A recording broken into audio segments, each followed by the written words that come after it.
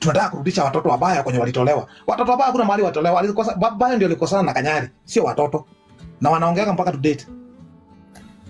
Then he has been a very present father. Nia amekuwa akilipa school fees. Akamfupa Kanyari amekuwa na watoi. Na amekuwa unaona wakati Kanyari alikuwa anaishi Jakaranda. Na nini? Baya. Jakaranda kuna hawali kwa ndio pale Jakaranda. Pale kama pale. Sasa pale maziwa hizo watu kwa Jakaranda hapo.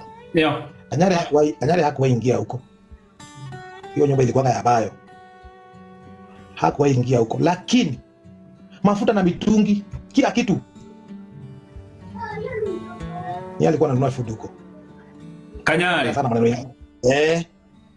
Wewe na mvuliko huko.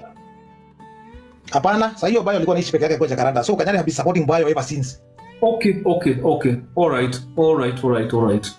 So mimi sioni shida ya Kanyari kusaidia watoto. Ati Jubayo wako hapa na wako huyu hapo, lakini Kanyari akose kusaidia watoto wake, juu analipa school fees. Hezi ambiwa hapa tunaenda trip Europe. Si alikuwa anatuma do na watu wanaenda na wanarudi. Kwani ni siri? Si ukweli. Na Kanyari angetishwa pesa kosa kupatiana. Hata sasa alikuwa ananiuliza.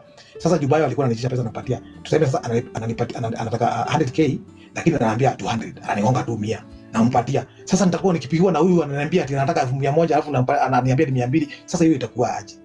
Bwana, mimi nasema hivi, sisi kama familia waacha watoto wakae na baba yao, sababu inafaa.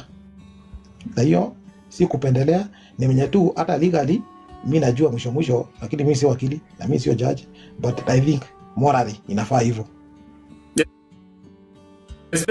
Especially that the biological father amekuwa akiprovide hawa watoto kukiwa na baba mwingine huko. Huyo sio deadbeat. Hapana. Kanyari is not a deadbeat father, okay. He's not a deadbeat father, yeah, no.